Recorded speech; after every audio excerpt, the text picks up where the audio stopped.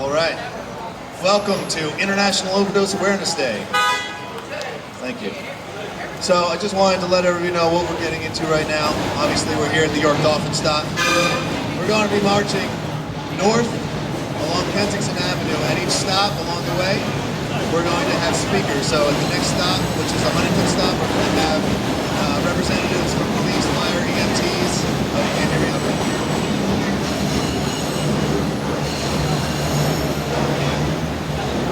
I'm going to apologize. We're going to be dealing with the L all night, so it is what it is. But from here, we're going to move on to the Huntington stop, where we're going to have members of police, fire, EMTs, as well as Larry Krasner, who's running for district attorney, to speak.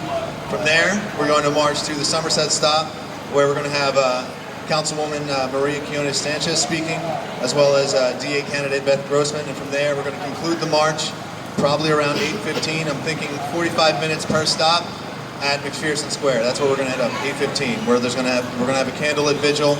We're going to be passing around a microphone if anybody feels like they're inclined to speak about someone they've lost, people they've loved, and people who are currently struggling. So I wanted to say a few things about why we're all here right now. Louder? All right. So I wanted to say a few things. Is that better? Okay, all right. I was listening to a few speeches from other more famous people than I am about the struggles we face both here at home and globally. And there was a speech that Bobby Kennedy gave, and I'd like to read a bit of it now because I think it speaks volumes to what we're dealing with. So, bear with me. There is discrimination in this world, and slavery, and slaughter, and starvation. Governments repress their people. Millions are trapped in poverty while the nation grows rich, and wealth is lavished on arguments everywhere. Armaments. These are differing evils, but they are the common works of man. They reflect the imperfection of human justice, the inadequacy of human compassion, and our lack of sensibility towards the suffering of our fellows. But we can perhaps remember, if only for a time, that those who live among us are our brothers, that they share the same short moment of life, that they seek, as we do, nothing but the chance to live out their lives in purpose and happiness, winning what satisfaction and fulfillment they can. Surely this bond of common faith, this bond of common goal can begin to teach us something. Surely we can learn, at least, to look at those around us as fellow men. Surely we can begin to work a little harder to bind up the ones among us and to become, in our own hearts, brothers and countrymen once again. So, to tie that in to Philadelphia, few people know this, but the motto of our city is Philadelphia Manitou. Let brotherly love endure. It's written on the side of every police car. It's on the bill you get from L&I. Few of us know that, but it's important to remember that we need to let brotherly love endure. We're all here today for a common cause. Some of us have lost someone. Some of us are still struggling. It's important that we show the city, it's important that we show the state, and the country, and the world that we're just not going to allow it anymore. That this has to be the high water mark. We cannot accept another year with a 30% increase in overdose deaths. 907 is chaos. 1,200, there's no words for 1,200. 2018, 2019, 2020, we cannot continue to allow this to happen. Today has to be the high water mark. We have to turn this around. That's all I have to say. I'm going to introduce Elvis Rosado. Thanks for coming out.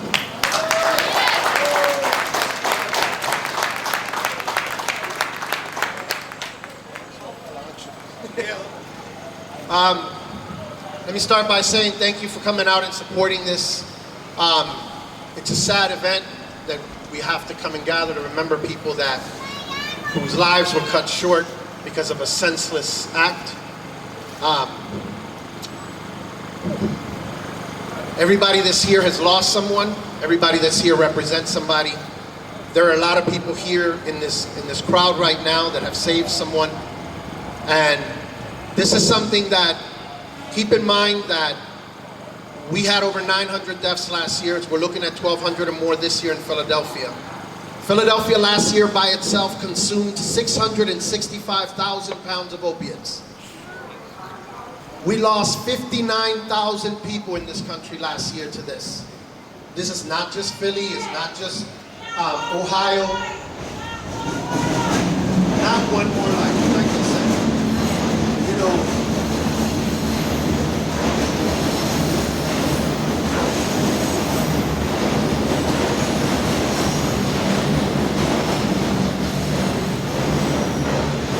this gentleman right here, his mom found on Christmas Day in the bathroom. No parent should have to find their child Christmas Day in the bathroom. So we remind ourselves that we have a couple of things that we are responsible for. To educate ourselves, to educate the people we love, to support the people that protect us and put their lives on the lines for us, and to ask our officials to continue to support the movement to put Narcan, to make Narcan more accessible to everyone. No one should not know what to do when somebody overdoses. No one should have to die on the street because somebody walked by and didn't realize that the person was overdosing. Give me a second because I'm going to say a couple things in Spanish.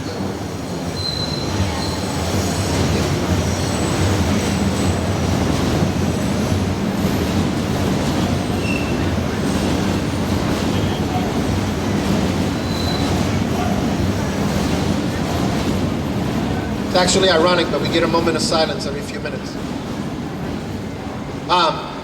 Quería decirle que en esta ciudad murieron más de 900 personas el año pasado. Estamos esperando, se supone que este año mueran de 1.200 a 1.400 personas que van a morir este año. El año pasado en este país murieron 59,000 personas por asuntos del opio. Y nadie se supone que debe de morir o perder su vida por algo tan sencillo. Tenemos que educarnos, tenemos que sacar el tiempo para aprender qué se hace cuando una persona se mete un sobredosis. Y tenemos que entender que una persona puede entrar a cualquier farmacia con seguro, si tiene seguro médico, y le dan el medicamento y el seguro se lo cubre. Folks, if you have anyone who is using, anyone who is in treatment, anyone who is in sobriety, let them know 24 to 48 hours with your drug use interrupted, you are high risk for overdose if you pick up. The majority of people who are dying are people who went home this is why you have an increase in overdose over the holiday season, because people go home, they use something to hold the withdrawals off, come back and think they can go back to using the same amount again. 24 to 48 hours of interruption of drug use, you are high risk for overdose. And the other thing you need to realize is anybody with medical coverage can walk into any pharmacy and ask for Narcan, and it is covered. There is a standing order that went into place August of 2015 that permits you to walk in without a prescription, because the standing order itself is the prescription. No one should not have access to Narcan. No one should not know what to do if a loved one overdoses. No one should have to find their child in a bathroom. So I hope that, it's unfortunately that we have to meet this way next year. I mean, this year, I hope that when we meet next year, the numbers are lower. And I hope that from this point on, we realize that we have another epidemic in our country. Let me say this, 59,000 people died last year. 60% of them are 16 to 26-year-olds. Okay, it's not your old head drug addict from years ago, as we used to say. It's only the old head drug addict. No, they're consumers, they're drug consumers, drug users, drug abusers, opiate users and abusers. The young people, 16 to 26, are the fastest. This is the leading cause of death for young people in this country. It supersedes car accidents and gun violence put together. So we have a problem, folks. Educate yourself. Do not look the other way. If you have a loved one who's struggling, do not try to hide it, because when the ambulance shows up at your house, everybody's gonna know anyway. And then it might be too late. Thank you. Thank you, Albert.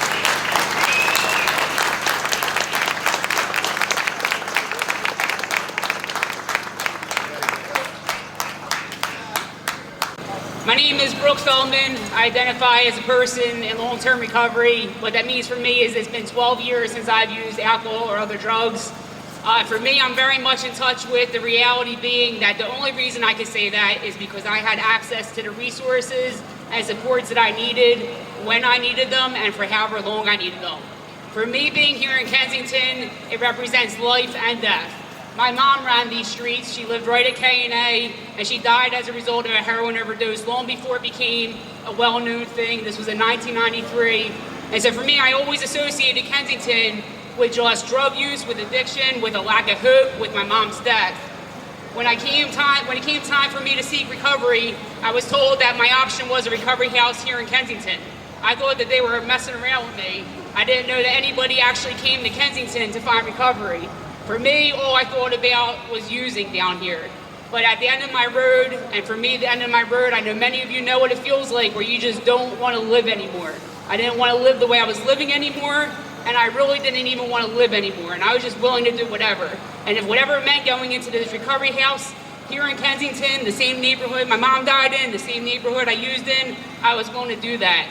At the time, I had access to a 9-month stay in that recovery house, and that 9 months, I don't miss the L. For me, having access to a 9-month stay in a recovery house here in Philadelphia was a privilege. Today, people fight to have 90 days in a recovery house. I couldn't even talk without stuttering at 90 days. I didn't know how to live without using it 90 days. I had 9 months. And so when I tell you that my recovery is a result of having access to resources and supports, it is the truth. And in a place where I thought that only addiction and death takes place, I found recovery right here in Kensington. Right now at this moment, somebody I love very much, we're going to be marching right by, who is caught up in the struggle. We are not guaranteed this thing. And the only thing that helps is access to the things that we know work. In addition to Narcan, we heard Elvis talk about this life-saving medication. Everybody should have it. Everybody should have it. Everybody should know how to use it. Maybe my mom would not have been found dead by herself on the floor from a heroin overdose if someone had access to Narcan that was with her when she was using. So there's no reason why we all shouldn't be carrying that. Another thing that is a life-saving measure is medication-assisted recovery. I identify as a proud member of the recovery community, and I'll tell you, sometimes it is within our own community that we kill people by telling them that they're not clean, that they're not in recovery, that they're taking the easy way out, that they're not really sober if they're using medications such as methadone, Suboxone, or Vivitrol. Those are life-saving medications. Those are life-sustaining medications. And if anybody should be advocating for the use of them and making people feel welcome when they are using those medications, it should be those of us in recovery first. Because we know that recovery is possible and that no matter what, we want to pave the way for people to find it. Medication-assisted recovery wasn't part of my journey, and that's only because it wasn't even offered to me. I was totally just given one pathway. It happened to work, but it shouldn't be about luck. It shouldn't be about whether it happens to work. Recovery is not about how bad somebody wants it. This idea that somebody has to want it bad enough, and when they're ready, they'll come to us. We need to be going out to them. We do not need to be waiting for people to come to us. And if somebody finds medications,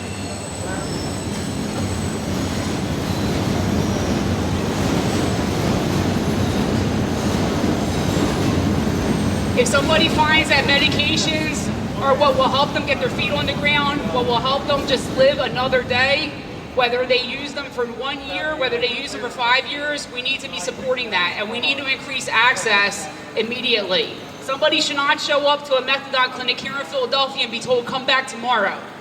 I believe in our system, I've worked in our system, and we do a lot of amazing things. We have a system that tells people to come back tomorrow with a condition that can kill them right now. So when it comes to medication-assisted recovery, not only do we need to break down the stigma, stop telling people that they're not really in recovery, because that's a lie, we also need to be creating access right now. There are so many of us living in recovery, and our family members and our allies and our friends, there are so many of us who have been impacted by addiction in some way. If we were all to stand up and demand solutions now, not these like unknown solutions, solutions that work, solutions that we know work, then we would see this whole thing change. So we really need to come together, break down the silos, break down the walls, stop telling people how to recover. There are as many ways to recover as there are people seeking recovery. And we do not need to be waiting for people to come to us. Assertive outreach works. We need to be going out to people and bringing them in. The last thing I'll say is this.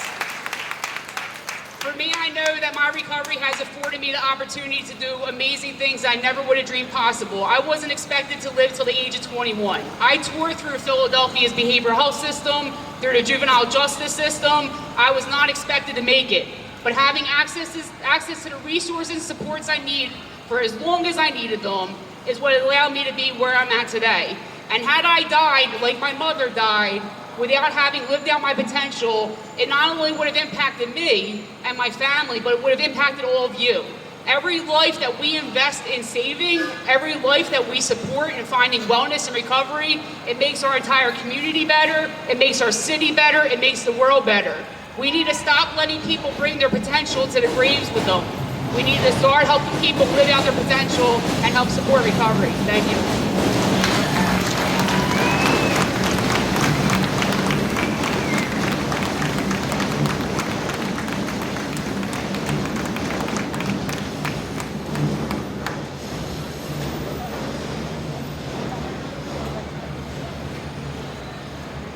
I'm going to wait till the train goes by and then I'll talk. Will that work for everybody?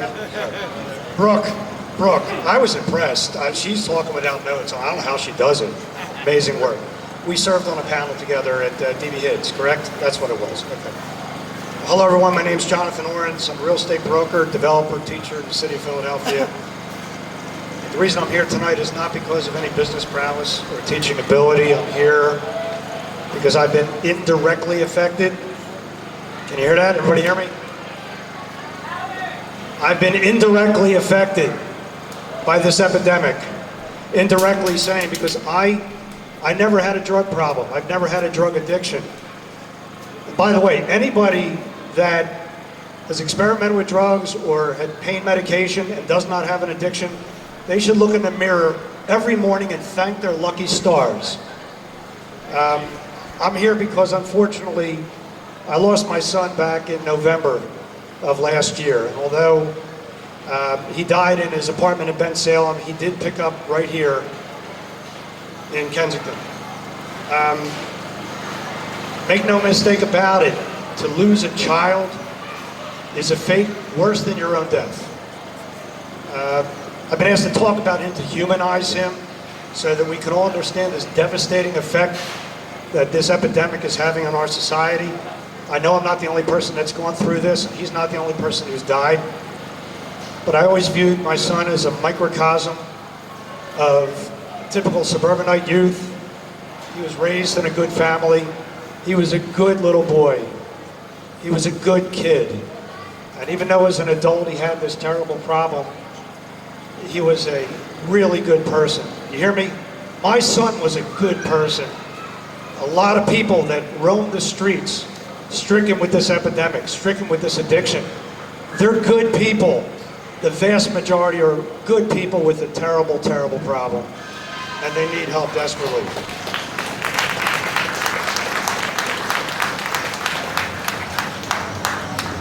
Should I wait? Yeah.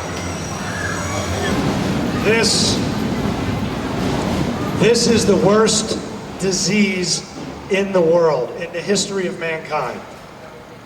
This disease, unlike cancers and heart disease and other things, this disease makes people lie, steal, cheat, and manipulate loved ones to achieve an objective. For families, it's equally as horrific. To take my son to rehab after rehab, to visit him in jail, and have to hear those bars clinging shut and that harrowing echo down the hallway, to get that terrible phone call out of the blue. You lose your son or a child or a loved one to this epidemic, you don't have a whole lot of time to prepare for this. Usually it's less than a second you get a phone call that he passed away. Driving out to the destination to identify the body, that was like driving to the valley of the shadow of death. Having to see him laying on the floor, lifeless, with paramedics and police standing around him. Having to hold his hand and feel it getting cold. Having to tell his younger brother the next day, which was equally as hard as seeing him laying there. This is things that we shouldn't have to go through in society. Heroin literally brought me to my knees, indirectly, but ever so nefariously. However, I got up off my knees. Standing over his casket at the funeral, I made a personal commitment that he won't die in vain, that his life did mean something, that his life mattered. Together, the two of us are going to defeat this dragon, me on this side and he on the other side. I've been inspired to do a lot of public outreach, talking to people with this problem, talking to parents, wrestling with their loved one. Like I said, trying to consult with parents that are watching their child's lives go down the tubes right in front of their eyes, and in many cases having to put them in an urn or in the ground as I did.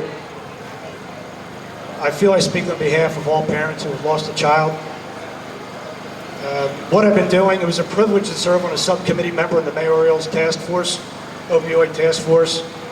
I've been talking to community groups, discussion panels, guest speaking at high schools, participating in public awarenesses, and I also started a foundation in my son's name. Somehow I managed to do that little thing called running a business still. I don't know where I get time, but I do that.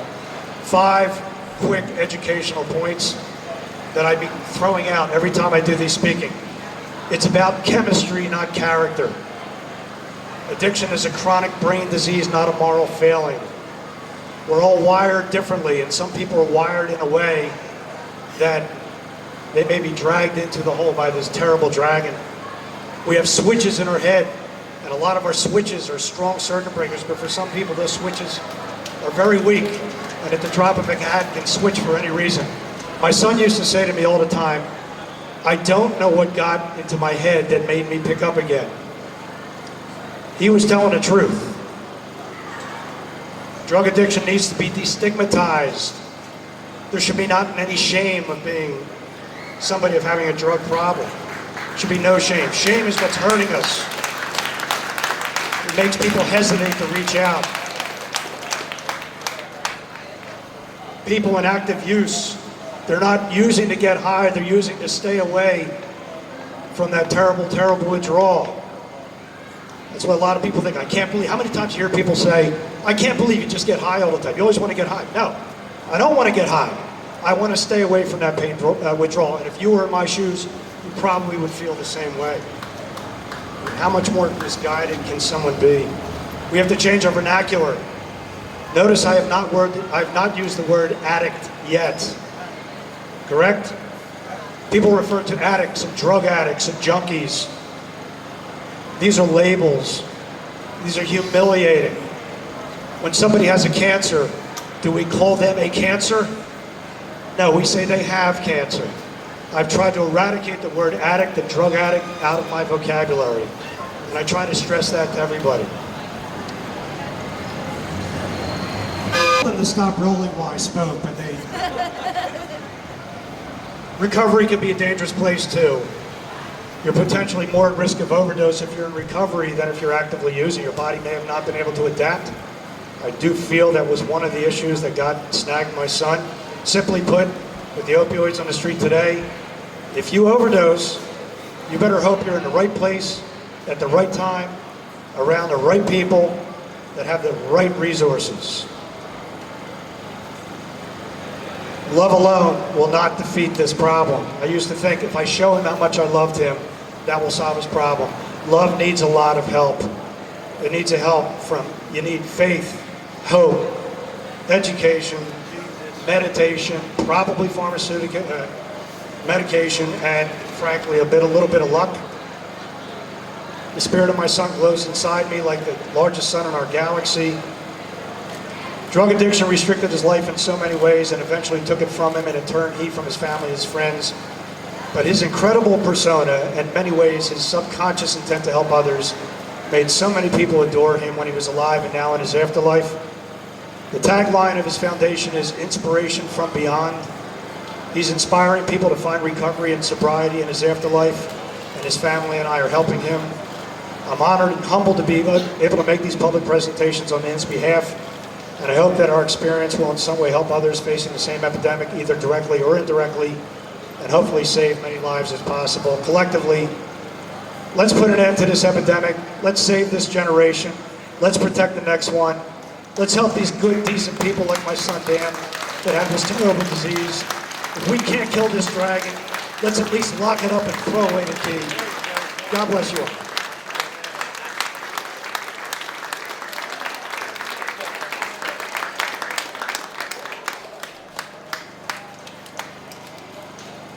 I'm not really good at speaking, but I just wanted to just give something to everybody. And it's called "A Limb Has Fallen."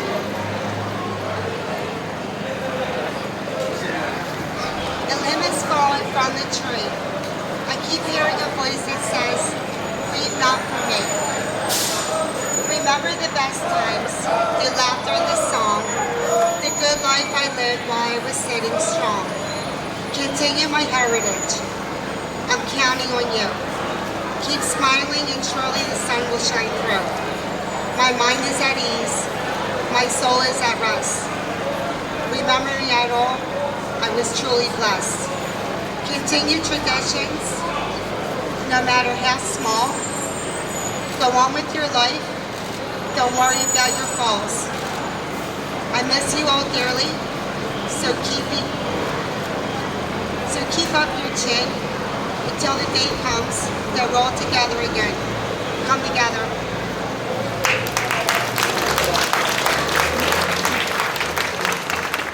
All right, thank you very much, everybody. We're going to be making our way to the Huntington stop, which is northbound on Kensington Avenue. We're going to grab this sign, put it up in front. We're going to have a drum beat. So we'll see you at Huntington Station. Thank you.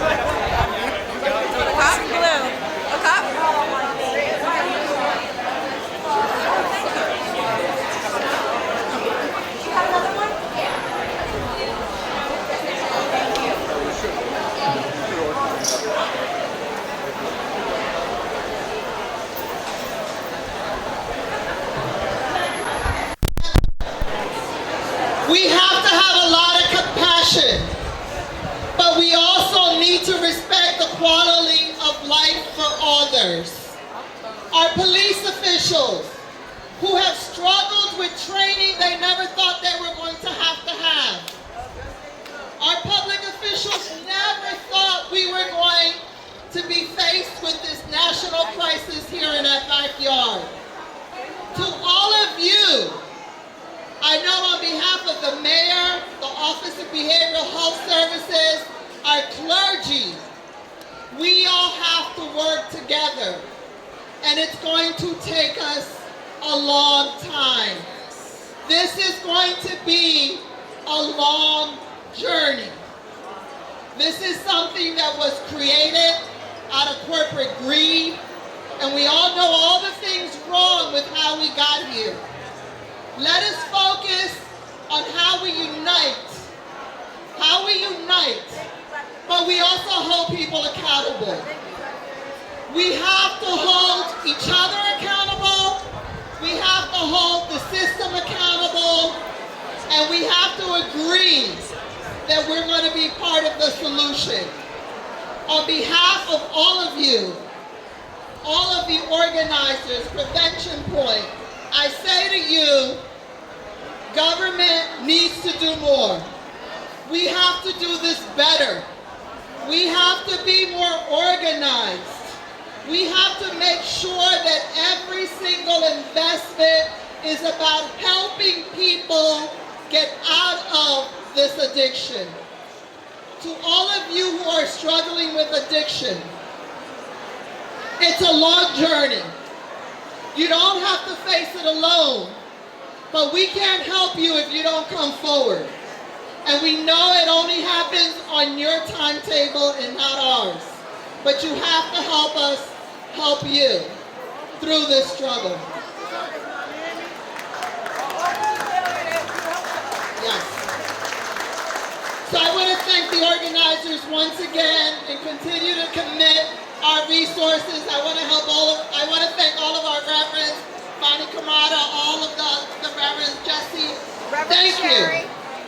Thank you. And let's keep reminding ourselves that this is all our problem. Gracias. Thank you, Maria.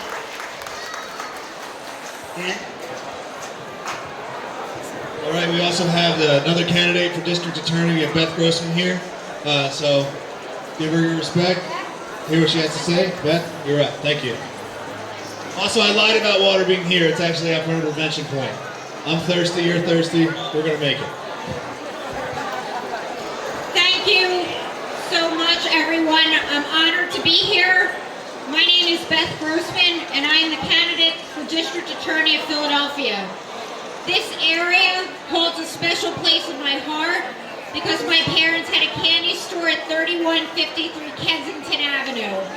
So I'm happy and not happy to be here because of this, but I am proud to be here. I didn't wear a campaign button today because addiction is an everyday problem. It is not a campaign or a political stance problem because it affects us every single day. And addiction is not a crime. It is a public health crisis. It is an illness that harms individuals, that takes lives, that harms families and neighborhoods. And as district attorney, if elected, I want to serve all of you and work with all community stakeholders to help people get the treatment they need with the understanding that relapse is part of the journey. I get that. It's a struggle and there's going to be failure, but you have to give them hope and you have to give them support in hoping that they will come out at the end of the tunnel. It's not going to serve them any good to violate addicts and put them back in jail. They need our help. But that does not excuse those who are dealing the poison. They don't get a free ticket, okay? I will prosecute doctors who are on pill mills and those who are actively poisoning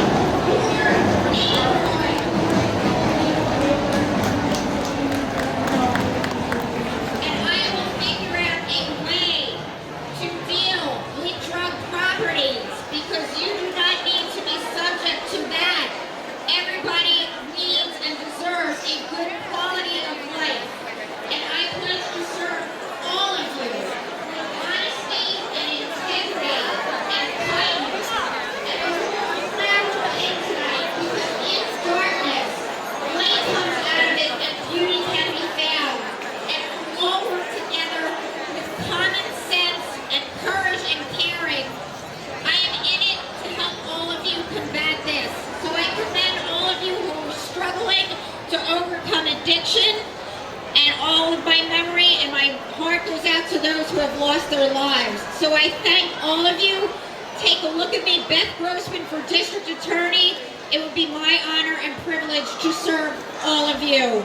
Thank you.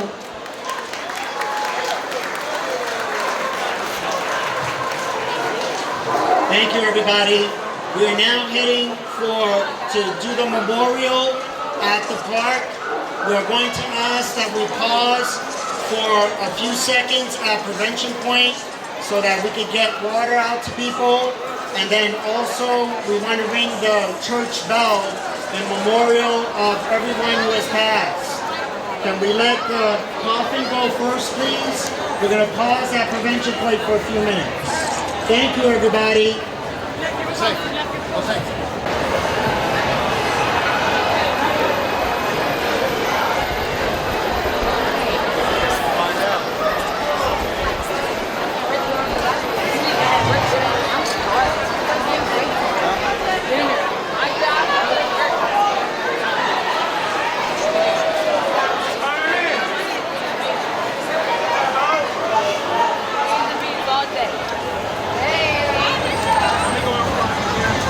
Gracias, porque te estaba llamando porque me dijera la dirección exacta. Decía yo que todo iba y no lo encontré.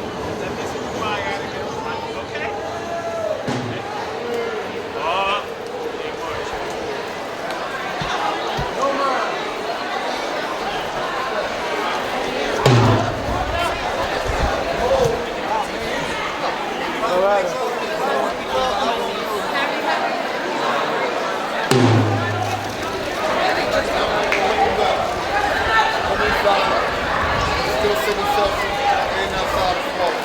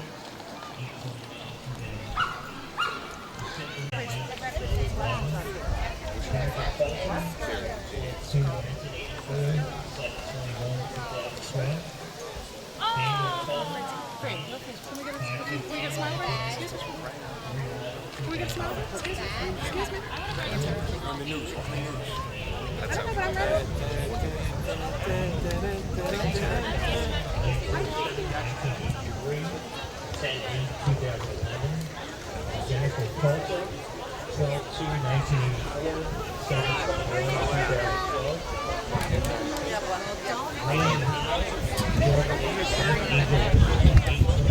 Mother,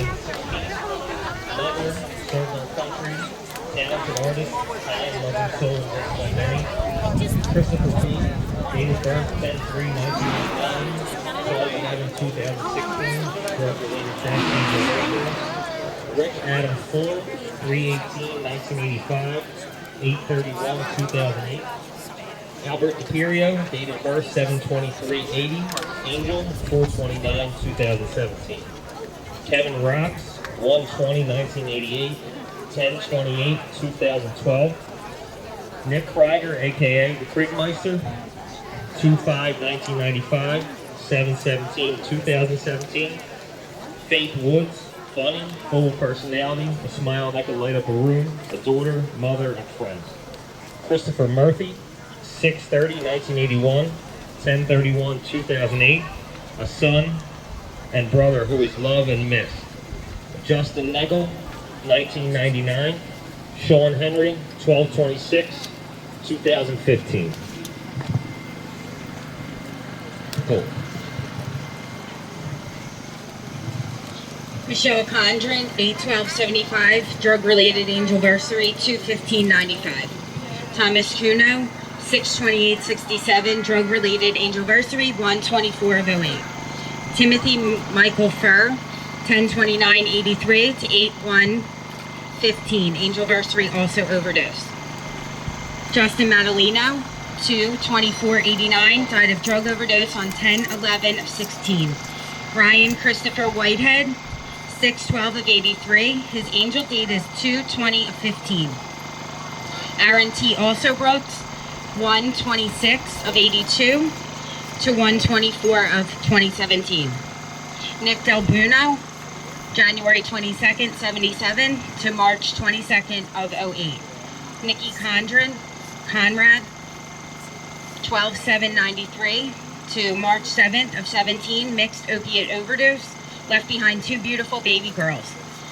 Matthew Comfort, 4/13/89 to September 16th of 14, son, brother, dad, loving, caring individual who made this world a better place for many. Dana Lee Rasney, 8/18/93 to October 17th of 16.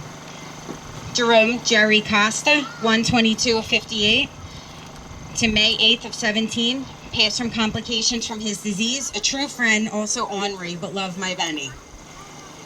Faris Fee Ravenel, September 12th of 92 to July 5th of 17. Paige Susano, March 11th of 97 to July 21st of 17. Kate Delisle, April 5th to March 30th of 2017. Gustavo Augusto, 4/19/83 to November 21st of 2016. Tyler James Nazzo, 7/24/91 to September 24th of 2016. Dylan Amadeo, January 17th of 93 to June 1st of 2017. Jason Switzer, 8/1/79 to January 29th of 2016. Jessica O'Donnell, October 4th of 82 to December 14th of 2014. A daughter, sister, aunt, and best friend, wise ass, and loved by many. Kimmy Craig, December 7th to July 9th of 2017. And Sierra Bailey, we will always love and miss you.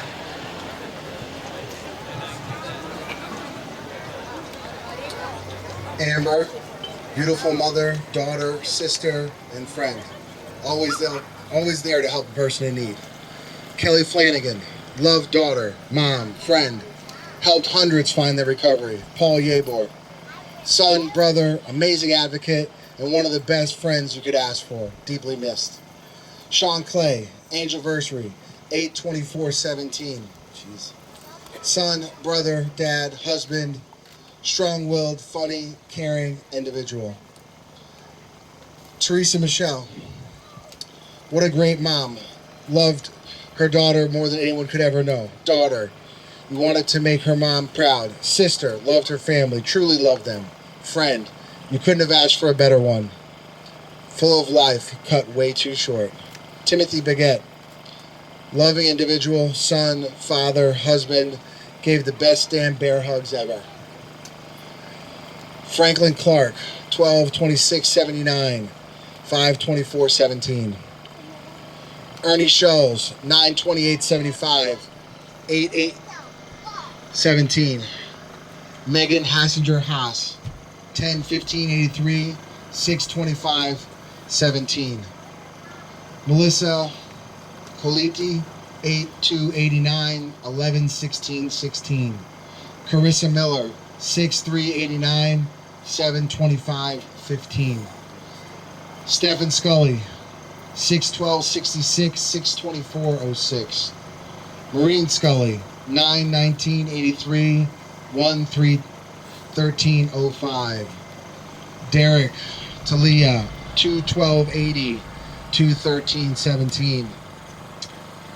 Michael Mateka, 2/12/77, 6/28/2007. Mark Anthony Lowry, 1/21/83, 8/5/16. Joya, I'm sorry, my bad. 6/18/81, 1/20/16. Daniel Neal, 12/30/83, 11/16/15. Sean O'Neill, 3/16/85, 3/5/16.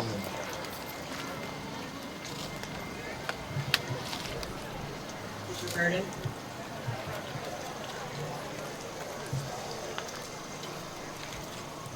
Nicholas Anthony, 10/8/89, 8/10/2015. John Flynn, 11/6/84 to 9/6/2015. God bless. Anthony Graff Sr., 4/21/82 to 11/29/05. I miss my brother.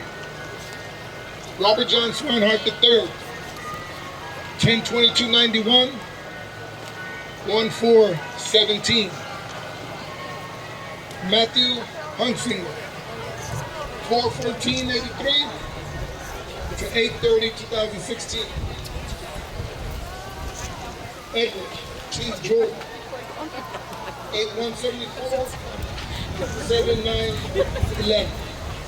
My dad. Donna Davis, 4/5/1961 to 6/14/1996. Thank you. Tom Haslett, 5/20/53 to 8/11/91. Adam Vega, 1/2/84 to 2/24/2013. Shannon Murphy, 2/19/86 to 4/5/15. Daniel Stephen Snell, 10/19/1988 to 9/22/2016. Thank you. Devin Christian Riddell, 3/9/91, 5/4/16. Keith Condolet, June 25th, 1985, May 11th, 2012. Stephanie Matchin, 2/16/2016. Nicole Penrose, AJ Thomas, Victoria Stetcher. Sean Clay, 12/31/70, 8/25/17. Melissa Ann Contigallo, 6/12/1981, 1/1/2015. Rest in peace. Teresa Michelle Chiffons, 7/8/1992 to 9/30/2016. Alyssa Giandonato, November 16th, 1993 to May 6th, 2014. She was smart, sensitive, caring, and a gifted musician and artist. Her major in college was psychology.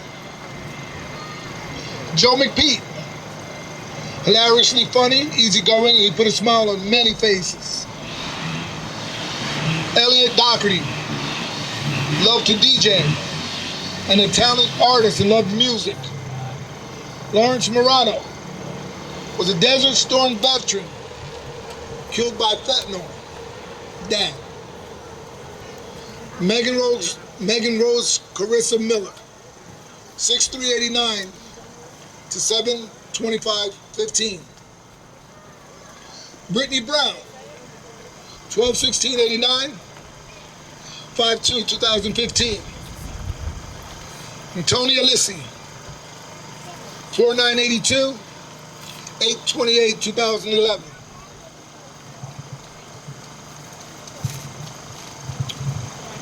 Michael Shaw, Justin Tragesser, Mark Savage, Michael Favicia, Lizabra Ramos Perez, Tina Marie David, Debbie Williams, Corinne Pena, MJ, Courtney Leones, Juan Rodriguez, and Michelle Dorner, May 22nd, 1989 to November 28th, 2015.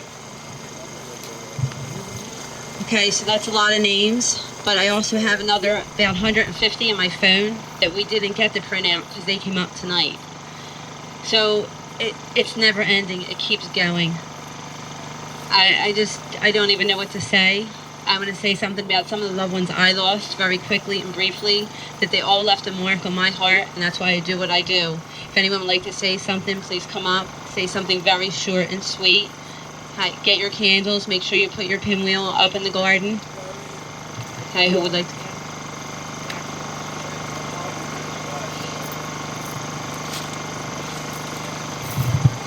I had the pleasure of having as my best buddy Jerome Costa. Everybody, we knew him as Jerome. Everybody else knew him as Jerry. He was the most honorary, wonderful best friend I've ever had, and I miss him. Anyone else would like to come up and say something about their loved one? We can't pass the mic around. It would never go around to everyone. Please keep it short. Thank you. Sean Trey, my husband, devoted papa, loving stepfather, left on Friday. He just thought he had one more.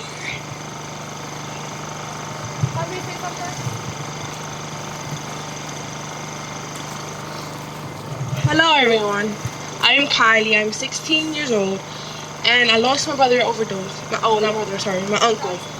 He passed away, and I was not coming today because I was really sad, and I brought him hit with me. He's in this little thing I have right here, and he was my best friend, and I lost him.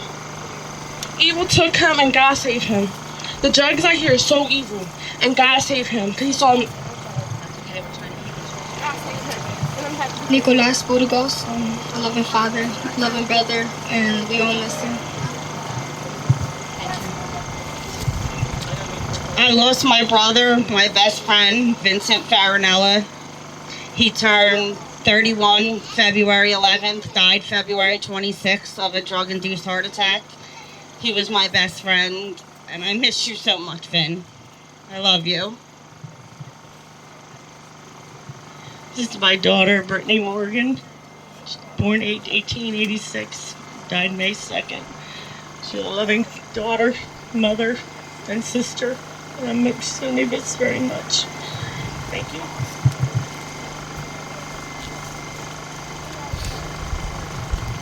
Michelle daughter passed away 2015. Loving daughter, loving mother to 3 baby boys. Thank you. Valerie Davis, my sister, my best friend, 11/15/81 to January 17th, 2004. Also, I ran these streets for years, and by the grace of God, I've been clean since 2009. We do recover.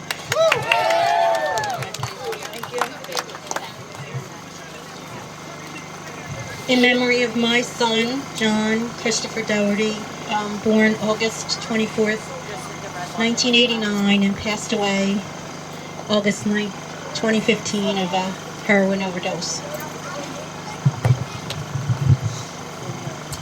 Anyone else?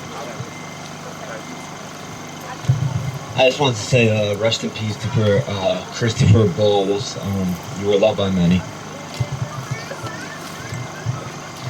I just lost my sister 4 days ago, and I don't know how to go on without her, and I still don't feel it.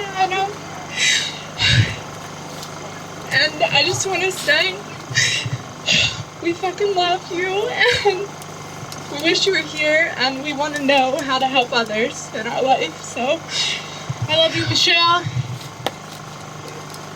There. I just want to say, in memory to my mom, who I found when I was 9 years old from an overdose, and I miss her to this day. It's been 39 years, and I still miss her like it was yesterday. Yeah, I just wanted to say on behalf of a good friend and many others, but mainly tonight, Dallas Gamble, good friend of mine. I don't know if any of his family members are here tonight, but it was only about 2 years ago we were sleeping in and somebody let us stay on their patio right around the corner, and then I just got my housing and he had gotten his housing, but anyway, I miss him dearly. He was a good friend. Yeah.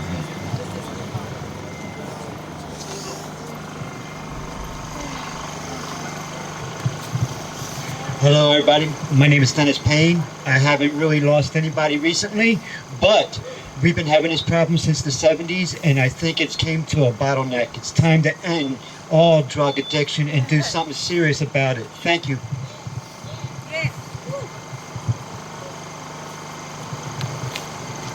A year ago today, I lost my brother, who was my best friend. He was born February 25th, 1990. We lost him August 31st of 2016. He was loving, caring, and anybody that got to meet him would love him.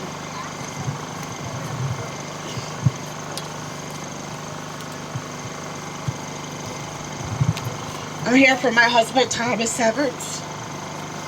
He was born August 21st, 1974, and passed away February 13th, 2017.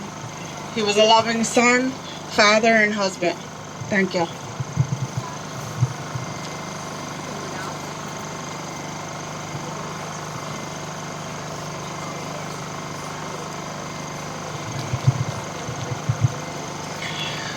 I'm here tonight for my best friend, Gary Bernatovis Jr.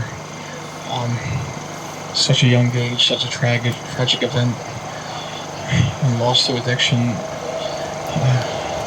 November 19th, 2016.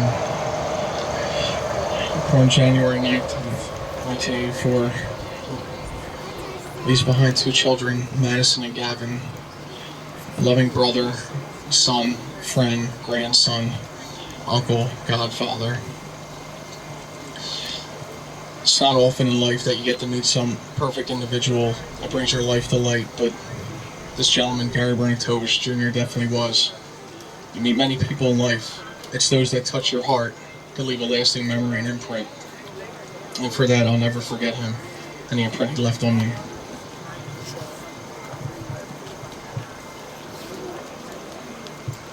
Anyone else?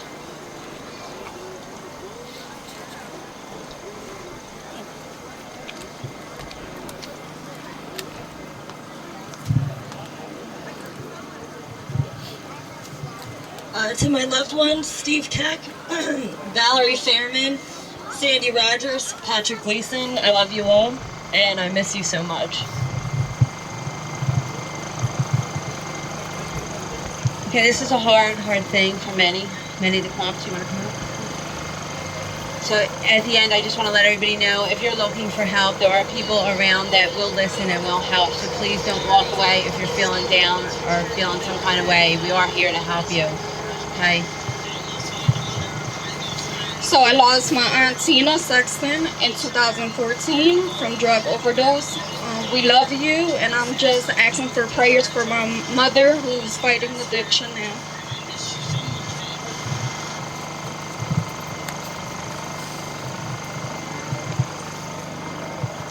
How about if we have a moment of silence for all those we lost? Hold on. I stand here tonight with the rest of my family and as well as everybody here in remembrance of everyone we lost over a drug overdose. Drug overdose is an addiction, and people tend to overanalyze people and judge them for who they are, and they criticize them, and then they tend to go on the drugs even worse and harder.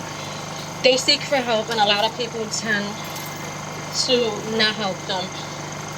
My brother, we lost him 2 months ago, and it's been rough for me and for my family. He left 5 children behind. My condolences to everybody here. I pray for everybody and hope that we can come to find a cure for the drug addiction. Okay, there's also a pinwheel garden over here, and you can write your loved one's name on the pinwheel and put it on the skewers out there in the garden. Okay, we also have epidemic down there, which you can write on a memory. You can write something, anything you want on epidemic, and it's a weaving of all those we've lost. Or people in active addiction, write things on it, family members. And Lisa Kelly is here. She weaves these pieces of material together, and she's doing 144 because that's how many people we're losing daily, 144. So if you'd like to do that, that's also here. I'd like everyone just to take a moment and bow your heads and just think of your loved ones, say something, and please remember that we are here to help. There's plenty of people around. Please reach out. That's what we're here for. And for the babies who have no say-so in the matter, bless those babies.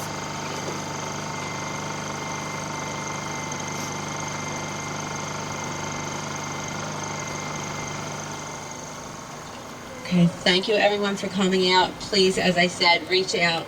There's plenty of us here. There's staff from Prevention Point. There's Angels in Motion. We're here to help you if you need to talk. This is it's really touching, and it can be really stressful and traumatic. So please, if you need to talk, reach out. Thank you.